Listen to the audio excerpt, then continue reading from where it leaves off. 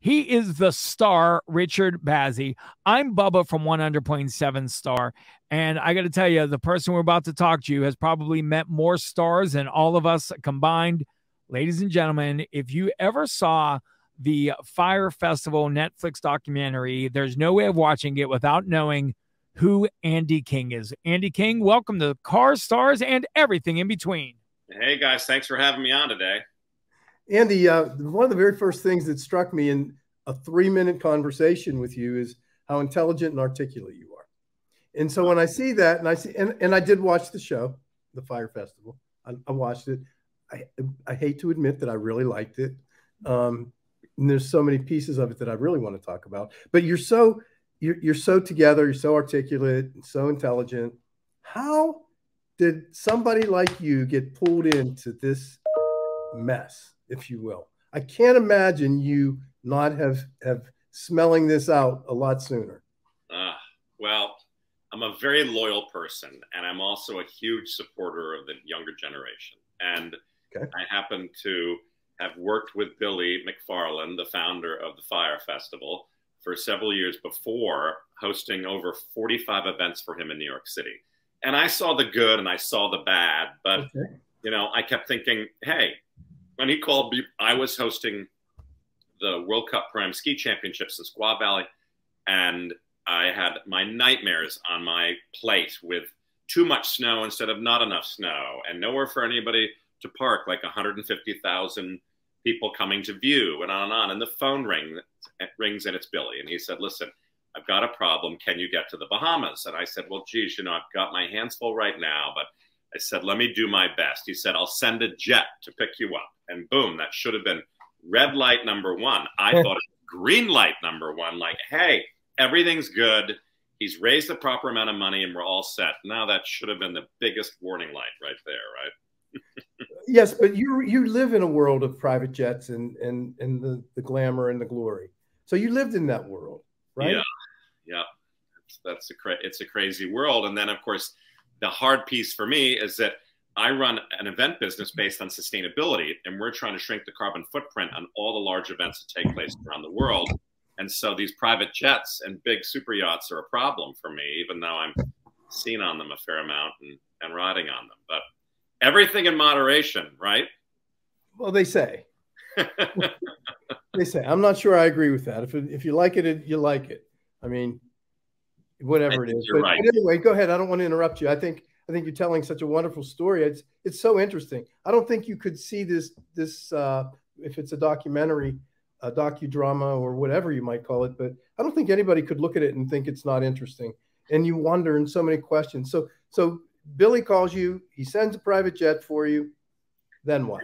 Brings me to the Bahamas, and I have about 2 hours to make my assumptions and to give my recommendations. And basically, after 2 hours of walking around, I'm looking at a situation which is basically no infrastructure, which is exactly what you don't want. Can you imagine if I said to you, hey, can you build a car dealership or open it in 2 weeks without any electricity, without any plumbing, and no parking lot? You're like, what are you smoking? But I said, you know what? We can do this as long as we change the messaging immediately. It's not going to be the most fancy music festival in the world. It's going to be amazing on a beautiful island in the Bahamas with the crystal clear water and girls in bikinis and drinking tequila. But no, it's not going to be luxurious. And we need to change the messaging immediately. And of course, as you may know, the messaging got changed 10 hours before the first guests arrived. And I had basically 6 weeks to change this whole thing. But Andy, not to interrupt you, but what you just said is I mean, it's profound, because I still believe, I said to Chelsea today, this can work. Absolutely. This really can work. Right. So, that's why every meeting we had, they said, Andy, when are you going to pull the plug? And I'm like, for 6 weeks, I'm like, I'm not pulling the plug yet. Trust me. Like, this is a beautiful island. It's incredible. You know, we had the talents already booked, but you're right. I mean, unfortunately, the world knows the story. No, but pretend it doesn't, because I think it's so intriguing and so absolutely, you know, it's like Fantasy Island, right? And it's everybody's fantasy. You know, the promotion was the girls, the music, the beach, the location, something everybody aspires. It's glamorous. It's fantasy. And I think everybody really, that's what makes this documentary so intriguing and so successful as I see it on Netflix. I watched it again last night, and man, I tell you, it can work. But so when you said change the messaging and change it and remove the word luxurious and substitute, the greatest music festival in the world, surrounded by all of the wonderful accoutrements of that lifestyle. Had you done that, but let me ask you this. A man's character is determined by the integrity of his intent, right? So if the intent, what was the intent? Was the intent to provide that, or was the intent fraud? And when I ask that question, and this isn't an aspersion cast in your direction at all, but when I say that, I say that I watched this documentary. I listened to Ja Rule say, yeah, it's not fraud, it's false advertising. I mean, come on. That's a nuance. And so when you know something deliberately, again, man's character determined by the integrity of his intent. Is the intent here to to steal money, defraud, or to provide that? What was, do you think, Billy's goal? Well, honestly, Richard, I mean, I know Billy's parents. I know we grew up in the same town in New Jersey. And so, Billy, as a young kid, it would be like friends of yours coming to you and saying, hey, Johnny. And you're like, Johnny, I've known him since he was 12 years old. Well, will you guide him and help him a little bit? You're like, hell yeah. And in your heart of hearts, some days you're like, Johnny, you're a little out there, buddy. You need to reel it in a little bit, and we need to be realistic here. And, and there was a lot of that going on. The sadness is that I had over 400 people working for me, and the only person that was in the fraudulent seat was Billy. And he was in charge of all of the money. That's it. Even the CEO, CFO, didn't matter. No one was touching any of the money. Billy had everything on his little iPad and his laptop running around every day. And he had a vision and he had a dream. I don't want to sound like Martin Luther King, but it was like he had a dream. But unfortunately, that dream wasn't terribly realistic in the way that he was going about trying to make it happen. But he got to a point where he had the gift of gab. Richard, can you imagine? He could walk into any meeting, any room in New York City and raise millions of dollars at 25 years old. Wish I was that guy. Yeah, that's crazy. I mean, it is crazy. But did he have a dream? And was the dream what? What was the dream? And, you do shed a whole different light by saying that you knew his parents, you knew him when he was 12. I mean, you do tend to believe people that you have history with like that. Absolutely. And I mean, you really do. And when you say he was the only one into the fraud part or the ability to create the fraud, all of those other people, everybody I saw, everybody believed in it. Everybody believed they were doing the right thing. Everybody. You could say we were drinking the Kool-Aid a little, maybe. Yeah. But at the end of the day, everybody wanted this to be a success. And what Billy's vision was to create this luxury music festival, launch his app, and then create these festivals 2 or 3 around the world every year and create a brand that we go, oh my gosh, where's Fyre this year? Oh, it's on Mykonos. Where is it? Oh, it's in Maui. Where is it? Boom, boom. Oh, it sells out before it even starts. He had the ability to do it. I'm sold. Let's go. If you're just tuning in, this is Andy King. We will return. Cars, stars, and everything in between on 100.1 FM, AM 1020 KDK. Stand by. Andy, you're great. Oh God, well, I tell you this, I don't want to give away too much, so we talk about it the next piece. Stand by. I do have can I lead with a question? You can do whatever you want. Perfect. I'm just saving this real quick.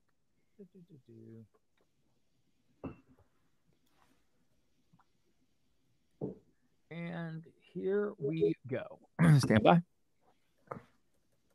Saving.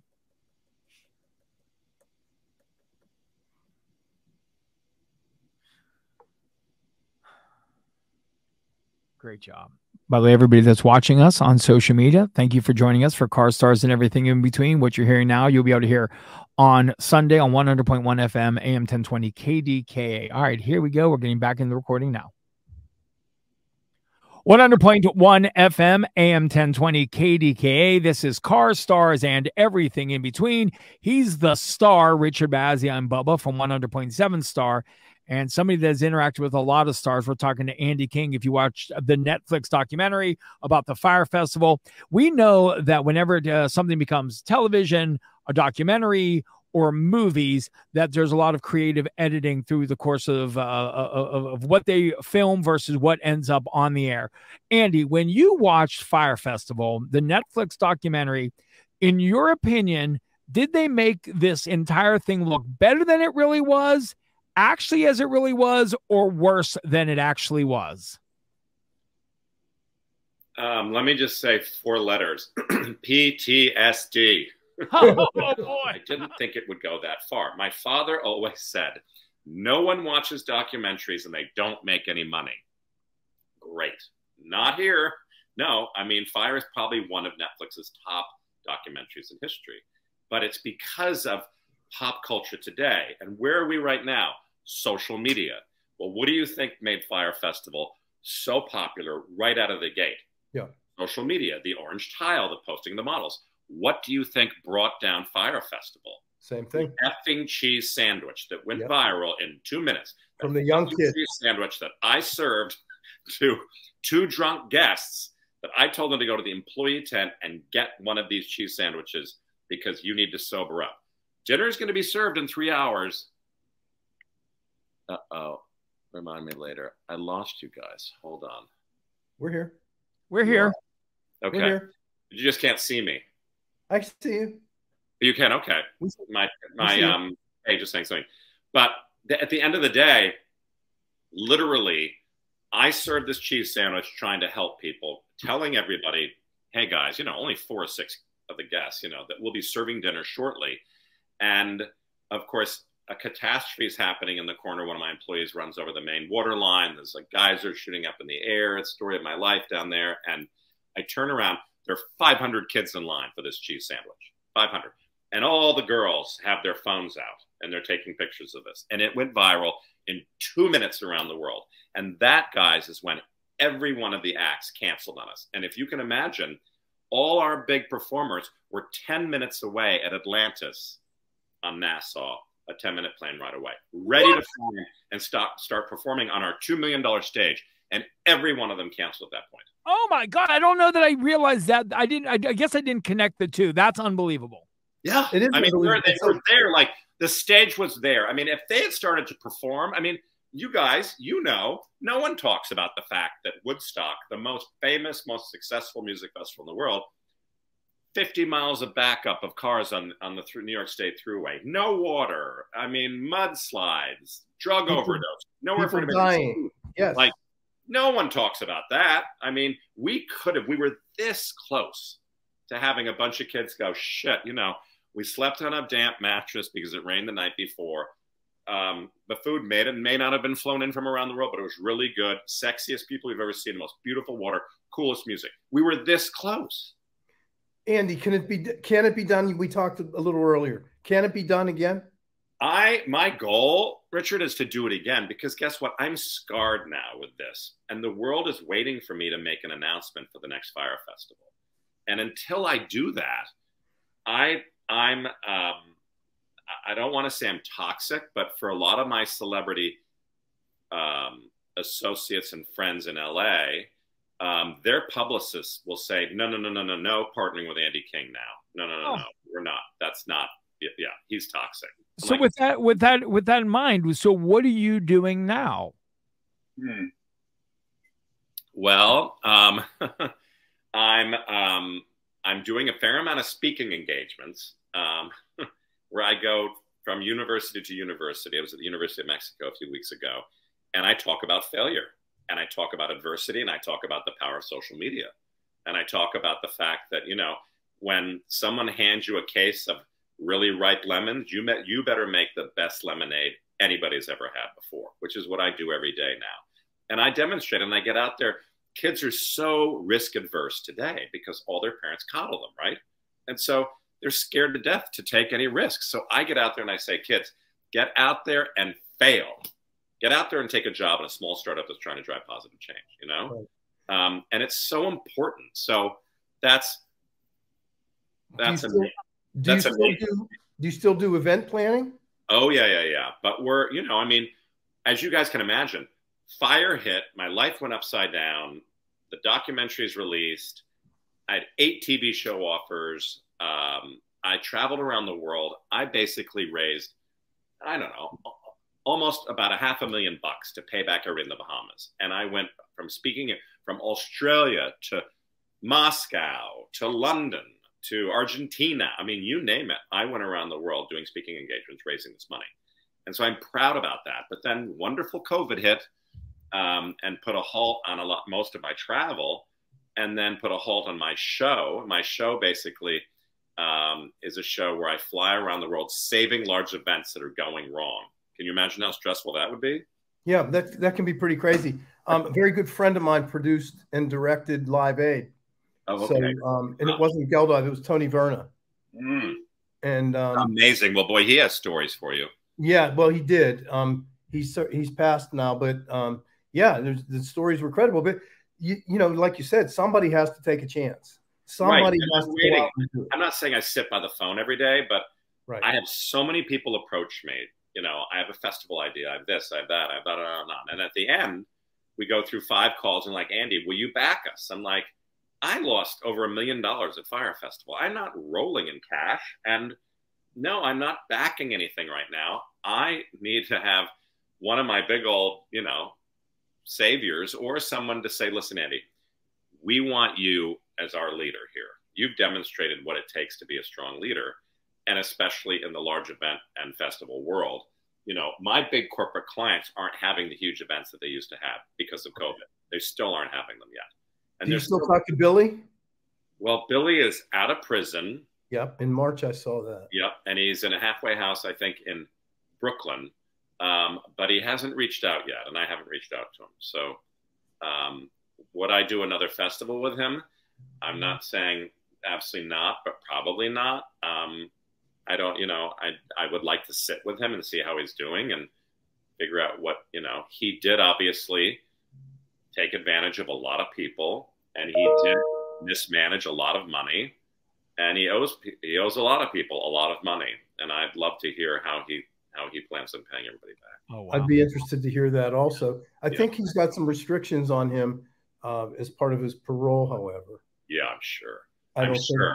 Now, of course, it's always timing, and I had to be very careful. But like the last 6 months, I was working on a very large event, a music festival, but of course for the crypto world.